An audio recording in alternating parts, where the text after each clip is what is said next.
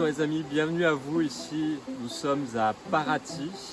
Je m'appelle Nicolas André, je travaille pour une organisation religieuse ici, une association bouddhiste de la voie du Dzogchen. Et aujourd'hui, nous allons voir qu'est-ce que c'est la réalité ordinaire et une réalité non ordinaire. Vous avez peut-être entendu parler de ces termes dans la bouche de plusieurs personnes qui ont vécu des expériences dites surnaturelles, qui va au-delà du naturel, sont rentrées en contact avec une réalité non ordinaire. Déjà 2 ans que nous transmettons ces enseignements au temple, de comment apprendre à se mettre dans un état traditionnel pour sortir de la confusion du monde moderne. Pour ceux qui me connaissent, vous avez pu connaître un outil dont j'ai partagé depuis 2 ans maintenant, qui s'appelle les 8 circuits de conscience. Pour ceux qui ne connaissent pas, voilà, je vais vous présenter un peu maintenant c'est quoi ces 8 circuits de conscience, à quoi ils servent. Les 8 circuits de conscience, c'est une vision moderne qu'on peut voir de développement personnel qui a été créée dans les années 70-80 par des psychonautes qui faisaient des expériences universitaires avec des drogues dites maintenant illégales comme le LSD, pour aller faire des méditations d'état de conscience modifié et de cartographier la réalité entre une réalité non ordinaire et une réalité ordinaire.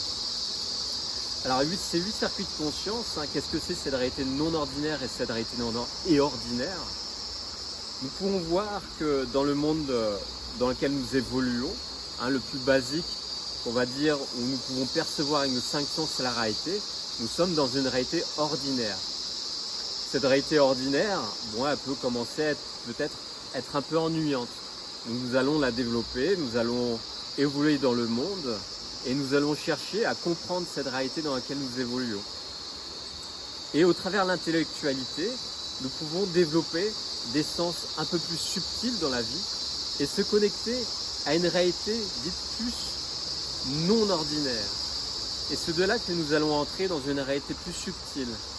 Cette réalité subtile, nous pouvons la voir au travers des cours, des enseignements que nous donnons au temple, et aussi que nous pouvons la vivre d'une façon inconsciente en vivant des expériences que le monde moderne nous propose de vivre avec facilité.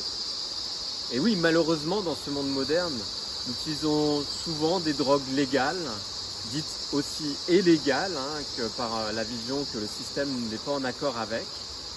Et pourquoi nous utilisons ces drogues? C'est souvent que nous sommes dans la vie du monde moderne sous pression.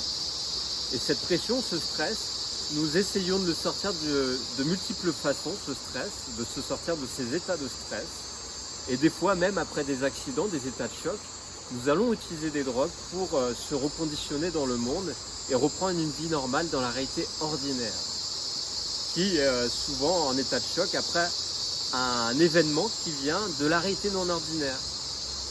Et au travers de cette vidéo, nous allons développer un peu ces 8 circuits de conscience de c'est quoi ces drogues légales, c'est quoi ces drogues illégales et pourquoi nous les prenons d'une façon inconsciente ou d'une façon consciente, et aussi comment le système s'en sert pour maintenir un état de contrôle sur la population, par manque de connaissances, manque de savoir comment se retirer des effets pervers de ces drogues légales ou illégales. Ces premiers circuits de conscience que nous disons de la réalité ordinaire se trouvent plus sur ce plan que vous pouvez voir sur la photo, sur le bas. Qu'est-ce que c'est ces circuits de conscience ordinaires? Le premier, c'est la vitalité. Nous pouvons voir au travers le yoga traditionnel que le premier chakra, qu'on appelle le chakra racine, est un chakra qui va représenter une base matérielle, une vitalité. Cette vitalité est sacrée.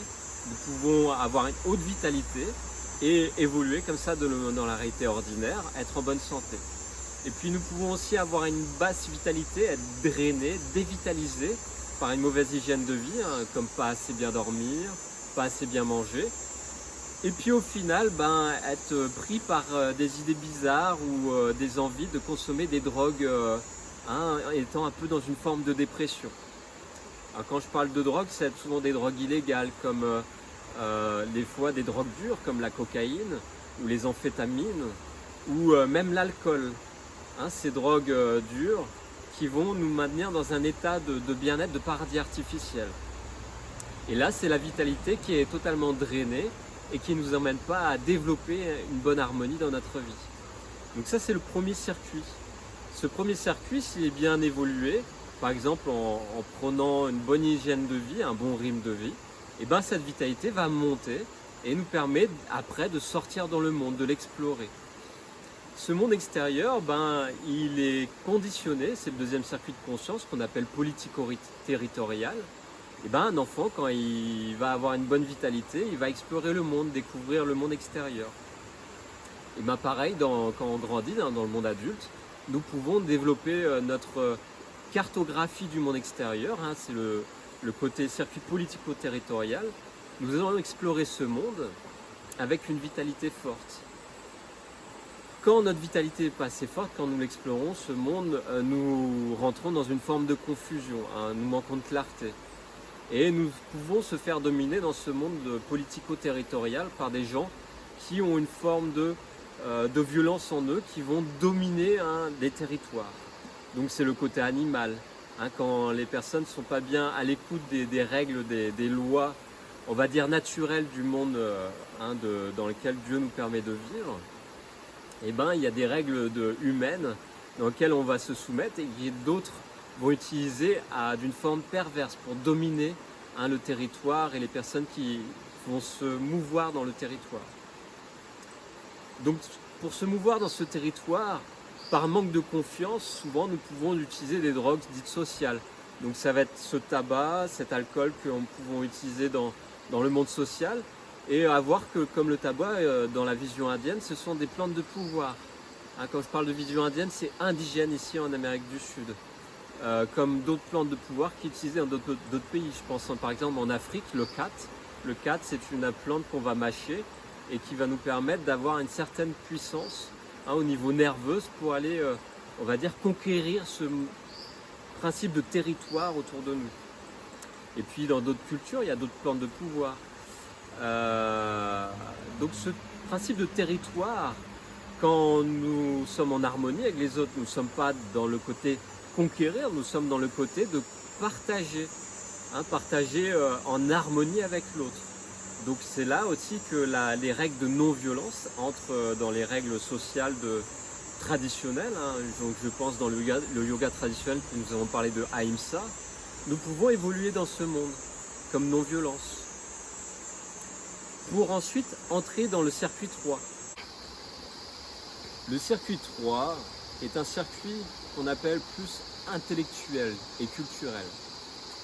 Ce circuit 3 nous permet d'évoluer dans le monde avec une forme d'intelligence développée. On était dans le circuit 2 de politico-territorial et après les lois, nous pouvons utiliser notre intuition. Et cette intuition, nous allons la construire avec une intelligence. C'est-à-dire apprendre par exemple à construire un langage, apprendre à s'adapter au milieu, à l'environnement, avec une passion. Ça peut être une passion sur l'art, et puis développer une forme de langage sur cet art, pour entrer dans ce circuit d'intellectualité qui est en lien avec les circuits supérieurs que nous allons voir après. À voir que dans ces schémas, nous pouvons les voir sous plusieurs formes. Vous avez vu ce schéma basique qui montre les 8 circuits de conscience. Et quand nous allons utiliser cette vision de cartographie, nous pouvons l'utiliser avec une forme de vision thérapeutique. C'est-à-dire de prendre conscience comment faire des ponts entre les circuits dits supérieurs de conscience non ordinaire et de circuits inférieurs de conscience ordinaire. Donc là, c'est tout un travail que le thérapeute va utiliser, que j'utilise un peu, avec plus les outils traditionnels que nous allons utiliser ici au temple, qui est, comme vous pouvez déjà l'apprendre avec Pascal et Sébastien, des outils que nous partageons depuis 2 ans. Donc ce circuit 3 d'exploration du monde intellectuel et socio-culturel nous permet de se retirer de la confusion mentale pour ensuite entrer dans le circuit 4. Et dans ce circuit culturel, nous pouvons utiliser par exemple le café, le thé. On va prendre un café, un thé entre amis et nous allons débattre de nos passions avec intellectualité. Pour entrer dans un, on va dire, circuit plus de développement que nous pouvons voir dans le circuit 4 qui est plus dit sexuel. Le circuit 4, socio-sexuel, est une communication que nous allons utiliser avec les autres qui est plus basée sur le désir et le plaisir. Alors dans ce circuit-là, pour évoluer dans le monde, nous avons des codes sociaux. Nous n'allons pas avoir des relations sexuelles n'importe comment et n'importe où avec n'importe qui. Nous avons des codes, nous avons des danses de parade comme dans le règne animal. Nous avons nos petits codes sociaux comme ça, où nous allons avoir une danse particulière traditionnelle ou un langage particulier. Et nous pouvons aussi utiliser des drogues sociales, comme des cocktails mondes, ou des drogues, comme on a pu voir dans ces drogues dites sociales, qui vont commencer peut-être être même dites plus désinhibitrices. Donc là, dans ces drogues dites inhibitrices, nous allons utiliser par exemple le cannabis.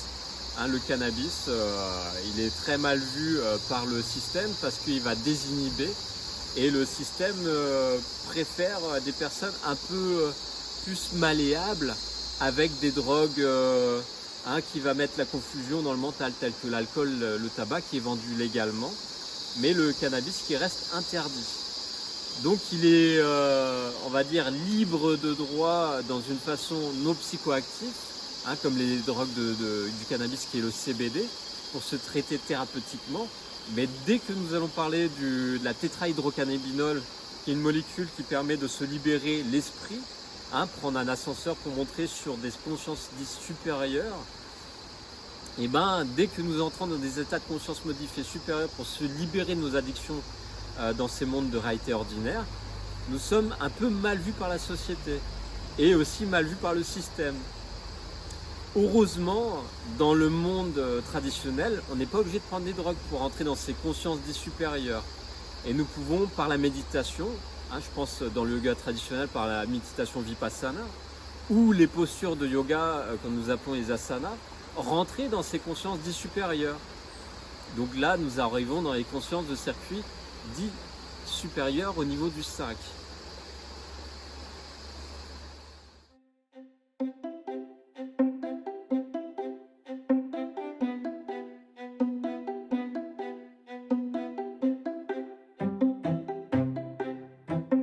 Bienvenue ici dans ce nouveau lieu pour vous parler des circuits supérieurs d'état de conscience modifiés. Nous sommes au circuit numéro 5. Alors nous parlons juste avant du circuit numéro 4 socio-sexuel. Et ce circuit 4 socio-sexuel, je vous parlais du cannabis. Le cannabis est une plante que nous allons utiliser d'une façon récréative dans le système et je vous déconseille d'utiliser le cannabis sans un guide traditionnel qui est d'une vision chamanique dans l'appellation de Mongolie ou d'homme médecine ici en Amérique du Sud. Car ce sont des plantes de pouvoir qui nous mettent dans des états de conscience modifiés et qui ouvrent des portes de la perception. Aldous Huxley en parlait dans son livre, Les portes de la perception. Nous pouvons voyager sur d'autres plans de conscience par des plantes de pouvoir et en voyageant dans ces autres espaces de voyage intérieur, nous pouvons aussi laisser rentrer en nous des choses que nous appelons des entités dans le monde astral, le monde de l'invisible, de sa réalité non ordinaire, qui peuvent venir nous empêcher de vivre une vie normale pour être heureux au final et construire une vie équilibrée d'une façon traditionnelle. Maintenant, je vais vous parler d'une expérience personnelle que j'ai faite dans le passé, quand je vivais adolescent en banlieue parisienne. Pour sortir de cette répression sociale, de cette condition d'enfermement qu'on peut vivre dans le milieu urbain, en cité, en banlieue parisienne, j'ai utilisé du cannabis très jeune, à partir de l'adolescence, à la fin du collège, au niveau du lycée, pour gérer mon stress. Et ce qui s'est passé au fil des mois de cette utilisation de plantes, je suis tombé malade. Cette maladie, ça s'est déclenché d'une façon, d'un problème de maîtrise émotionnelle qui s'est accumulé. et aussi sur un problème de relations sociales. Au final, ces problèmes m'ont emmené à vivre des bouffées délirantes et en état d'urgence à être emmené dans un secteur spécialisé d'hôpital pour me remettre en maison de santé dans un lieu stabilisé pour avoir de l'aide de professionnels avec des traitements neuroleptiques et anxiolytiques. Donc ça, c'était la médecine d'urgence. Pourquoi ? Parce que cette plante m'a ouvert des portes de la perception et n'ayant pas eu une certaine maîtrise de mes émotions et de ce monde invisible très symbolique qui est venu à moi, je me suis fait emporter et envahir par ces choses qui sont rentrées en vivant dans des lieux très agités tels que la banlieue parisienne. À cette époque, à l'adolescence, je découvrais aussi ce plan de la sexualité, cette sexualité qui me permettait de me libérer de ma condition d'enfermement mental et aussi émotionnel que j'avais vécu dans cette répression de vivre en banlieue parisienne. Et c'est ce que nous pouvons vivre dans les milieux urbains tels que cette banlieue parisienne ou dans d'autres grandes villes du monde, une forme de totale déconnexion avec la nature. Et c'est pour ça qu'à partir de ces problèmes de santé à 17 ans, j'ai commencé à m'intéresser aux médecines douces. Donc c'était très rapidement, à 17 ans, faire des postures, reprendre des arts martiaux, des postures de yoga, mais pas forcément en faisant un véritable travail de profondeur. Et puis, je suis rentré dans l'armée de métier, en étant mécanicien dans la marine nationale, vivant à Brest. Et dans ce métier, il me retournait à un état de pression sociale avec des responsabilités qui fait que j'ai reconsommé du cannabis pour gérer mon stress, n'ayant pas d'autres moyens par intuition que je vivais à l'adolescence. Et fini par retomber malade. Et cette fois-ci, c'était une maladie qui m'a donné beaucoup plus de pression à gérer. Et cette fois-ci, mis au moins 1 an pour m'en remettre. Donc cet état de maladie m'a fait très peur à l'époque, à 21 ans, et m'a demandé vraiment d'arrêter de consommer les drogues dites naturelles. Et aussi cette intuition intérieure me demandait d'arrêter aussi les drogues du système, les anxiolytiques, les neuroleptiques que le système me proposait pour gérer ces états de stress, ces bouffées anxiogènes et ces bouffées délirantes d'hallucinations sur le plan mental. J'ai découvert bien plus tard que ces problèmes venaient par un manque de gérance, grâce à cette science des circuits de conscience, que j'avais un problème de gérance de mes habitudes de vie. Donc mes habitudes de vie au niveau des circuits terrestres étaient mal organisées. Et de là, je vais vous parler de cela dans une autre partie de la vidéo. A tout de suite. Qui se fait à partir du moment où nous sommes conscients de faire au quotidien des actes qui nous mettent en résilience avec ces forces de la nature. Donc principalement, c'est quoi ? Nous mangeons, nous nourrissons. Donc déjà, se nourrir d'une bonne alimentation va nous équilibrer un système organique, une bonne fluidification de nos organes, de notre sang, pour garder une forme de conscience claire, n'étant point empoisonné par une mauvaise alimentation. Déjà, l'alimentation va gérer une bonne vitalité si elle est bien faite, si elle est bien rythmée, si on ne mange pas trop, si on mange des choses de bonne qualité, plutôt végétales, moins que animales, qui nous permet d'avoir une meilleure digestion et d'avoir tous les éléments qui nous permettent de maintenir une bonne santé équilibrée. Et je me suis aperçu que j'avais un problème de digestion à certains niveaux de sucre raffiné et aussi d'éléments à partir de farine, de blé, qui me créaient une intoxication alimentaire et qui a emmené à un problème de perception au niveau de mes pensées, un manque de clarté. Donc j'ai arrêté de manger certains aliments qui m'ont libéré la sphère intestinale et que j'ai appris par la médecine chinoise bien plus tard que le cerveau, ces intestins sont en fait le cerveau du bas qui permettent, quand ils sont libérés, d'avoir une bonne connexion avec le cerveau du haut. Des cellules neuronales que nous avons dans les intestins, aussi puissantes, aussi connectées que les cellules neuronales du cerveau. Donc déjà l'alimentation m'a permis de restabiliser ma santé en premier lieu. Et puis, je me suis aperçu aussi que je n'avais pas une activité physique assez quotidienne et bien équilibrée pour maintenir un état d'énergie dans mon corps et une fluidité aussi au niveau de la souplesse. Donc j'ai commencé à faire des postures de yoga traditionnelles, qui s'appellent les Kayakalpa. Hein, c'est des postures que vous pouvez tous connaître, comme Sébastien a fait les vidéos, les 5 Tibétains. Hein, c'est les premières postures qu'on voit dans les ashrams pour se purifier et se reconnecter à un enseignement plus élevé dans le yoga traditionnel. Et après ces postures et cette meilleure alimentation, je me suis intéressé à la méditation profonde. Et là, j'ai connu des enseignements liés avec la sophrologie et la méditation transcendantale qui m'ont permis de me mettre dans des états de conscience modifiés au même niveau qu'à l'époque où j'utilisais les drogues, voire même des drogues hallucinogènes telles que le LSD ou les champignons hallucinogènes, mais avec des pratiques traditionnelles. Et là, en lisant ce livre des 8 circuits de conscience de Laurent Guely et aussi de Timothy Leary, hein, l'américain chercheur universitaire dans les années 70 qui a fait un sujet sur la question et que Laurent Guely a repris pour son écrit sur 8 circuits de conscience, chamanisme cybernétique, je me suis aperçu qu'on pouvait vivre ces états de conscience modifiés par des drogues que nous développons à l'intérieur. Donc cette drogue que nous développons dans le cerveau s'appelle la DMT.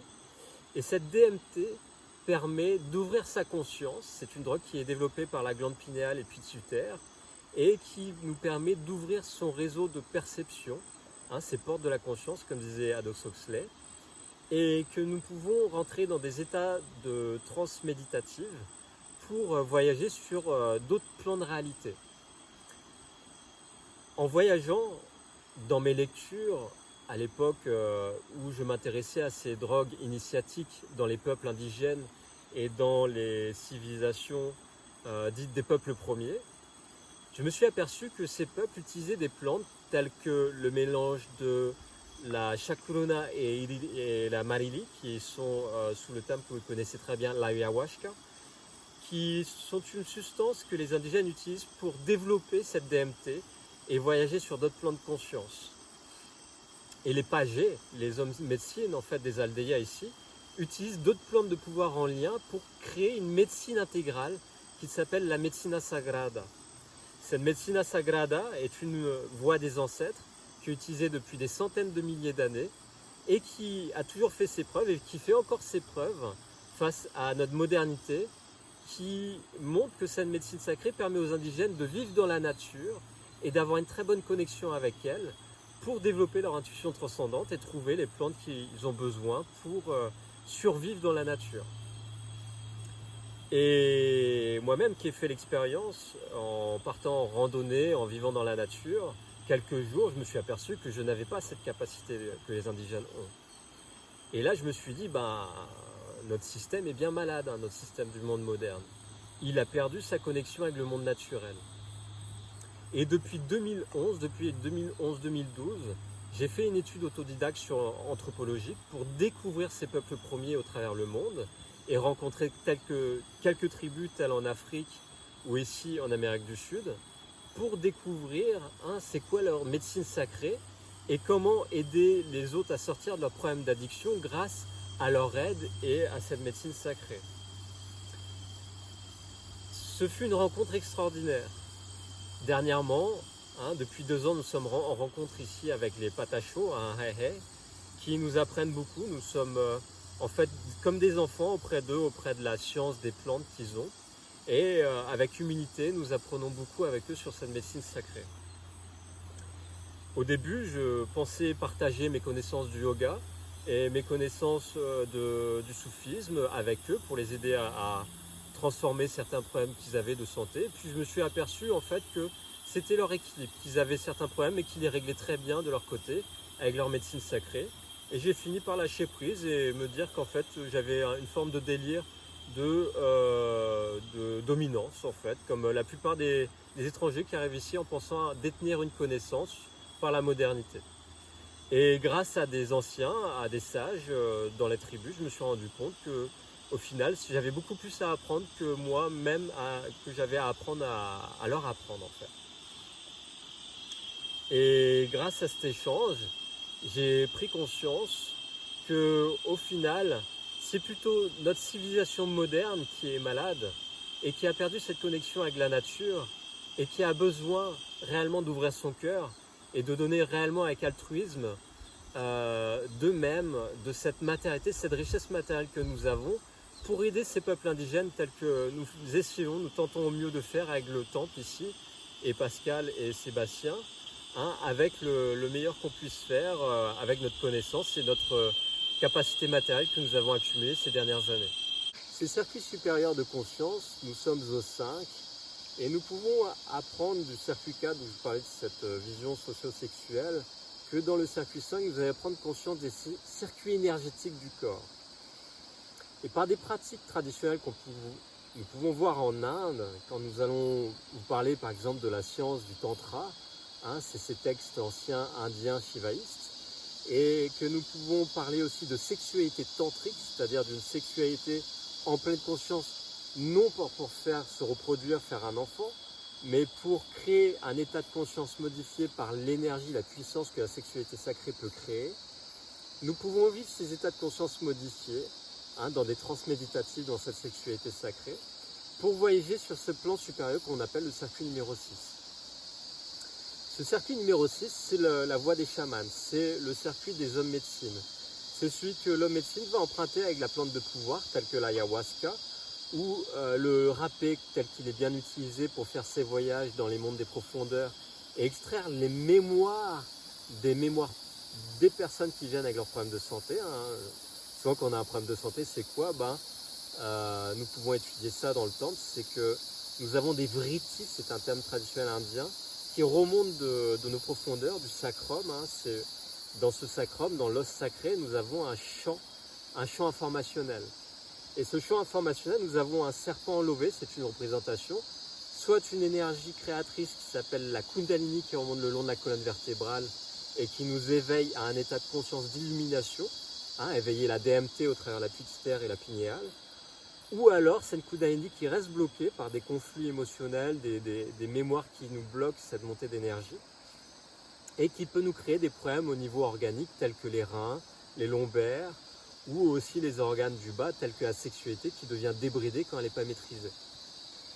Donc le chaman, à l'homme médecine, avec ses plantes de pouvoir, va aider la personne malade à se libérer de cet enfermement transgénérationnel, c'est-à-dire des générations passées de notre lignée familiale, ou aussi des mémoires personnelles d'état d'âme, de flux de conscience, hein, de d'autres expériences, hein, de cette conscience passée, et dans cette vision de flux de mort-renaissance. C'est une vision du bouddhisme traditionnel où nous ne sommes pas dans une réincarnation telle que voudrait dire faire croire certaines sociétés théosophiques, mais nous parlons plutôt dans le bouddhisme traditionnel de flux de conscience, d'une mort-renaissance à chaque instant qui, à la fin de notre vie, si nous sommes bien préparés, nous pouvons sortir de ce cycle de mort-renaissance. Et de là, nous allons rentrer dans le circuit 7. Ce circuit 7, c'est au-delà du chaman, c'est la prise de conscience, hein, des plans de la sacralité avec la voix des dieux. Au travers des études comme l'astrologie, par exemple, nous pouvons nous connecter à cette voix des dieux. Cette voix des dieux nous permet, avec une conscience approfondie de la voix du sacerdoce, c'est-à-dire des prêtres traditionnels, et l'ésotérisme et toute cette symbolique de la vie, nous pouvons nous libérer de notre condition de vie de matériel, hein, de ces circuits dits inférieurs du plan terrestre, tout en prenant conscience que pour s'en libérer, il faut aider les autres à se libérer. Et là, c'est un vœu que nous faisons dans le bouddhisme. Hein. Si vous venez faire ces vœux au temple, vous pouvez, hein, vous êtes les bienvenus. C'est les bienvenus. Nous cherchons des bénévoles pour nous aider à la construction à Bahia, pas au Brésil, et aussi développer à Rio les activités tant que nous pouvons.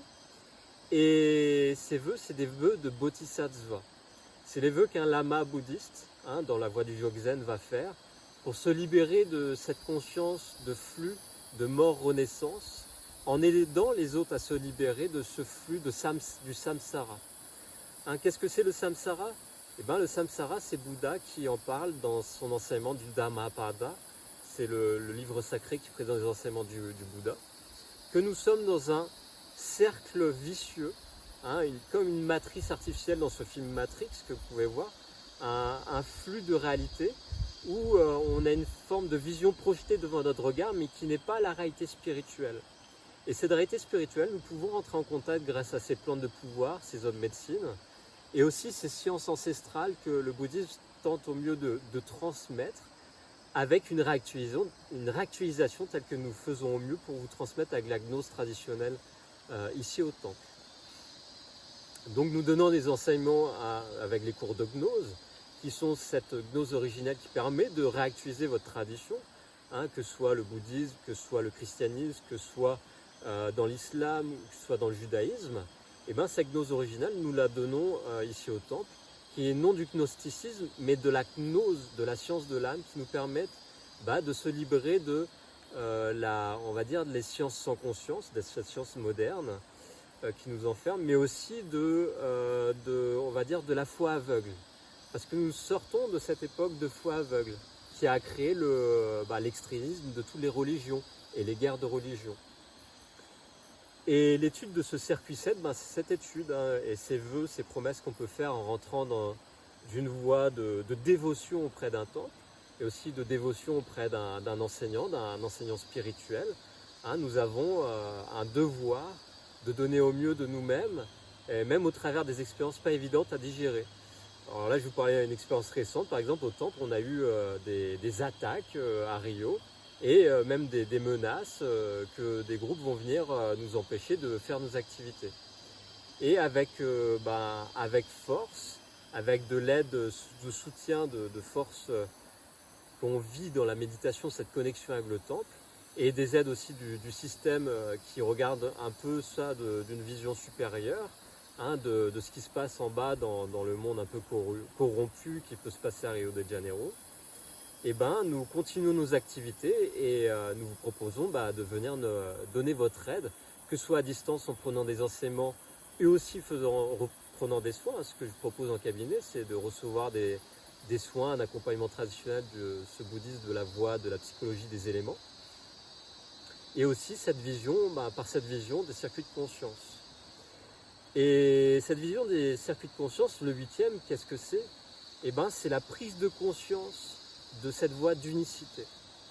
Alors je vous parlais tout à l'heure de méditation transcendantale.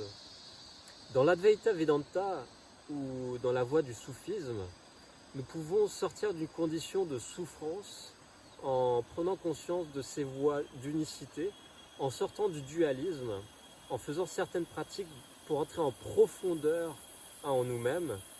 Et ces pratiques, souvent nous les invitons plus en retrait dans la nature, tel que vous pouvez voir ici, car c'est plus facile, c'est, je dirais, plus simple de se libérer des conditions dualistes de cette pression sociale quand nous sommes à l'extérieur de la nature. Et nous avons aidé déjà beaucoup de monde à se sortir des addictions et des états possessifs de certaines entités derrière ces plans de pouvoir ou ces addictions au monde moderne. Et plus souvent, nous arrivons à aider ces personnes quand nous arrivons à les extraire de leur habitude de vie dans ce monde d'agitation matérielle du monde moderne. Et c'est beaucoup plus simple de donner un enseignement ou une cure à suivre quand il y a une forme d'aide avec ces présences de la nature que nous pouvons voir dans ces enseignements du bouddhisme originel, dans le Dzogchen, que c'est une voie qui utilise la sexualité sacrée, aussi qui va utiliser les drogues initiatiques, et que dans ce bouddhisme du Dzogchen, nous n'allons pas se priver de boire de l'alcool de temps en temps, ou manger de la viande, parce que dans les hauts plateaux de l'Himalaya, c'est ce qui permet de survivre. Et dans ces conditions terribles que nous pouvons vivre dans le monde moderne, avec ces attaques puissantes, nous sommes confrontés à cette violence que nous pouvons vivre dans les hauts plateaux de l'Himalaya, ce monde hyper violent que nous pouvons vivre dans le monde moderne, avec tout cet électromagnétisme pervers qui nous rend malades. Donc voilà pour aujourd'hui. Merci pour votre écoute, pour votre patience de recevoir toutes ces informations, c'est un gros paquet. Et nous faisons au mieux pour vous transmettre avec les cours de gnose avec beaucoup plus de temps et de précision sur chaque enseignement. Et aussi dans les suivis psychologiques, d'accompagner à la mesure de vos capacités de recevoir les informations et aussi pour vous aider à vous sortir de vos souffrances avec cette conscience des 8 circuits de conscience, mais aussi des bases qu'on étudie dans la gnose originelle. Voilà, merci, à bientôt les amis.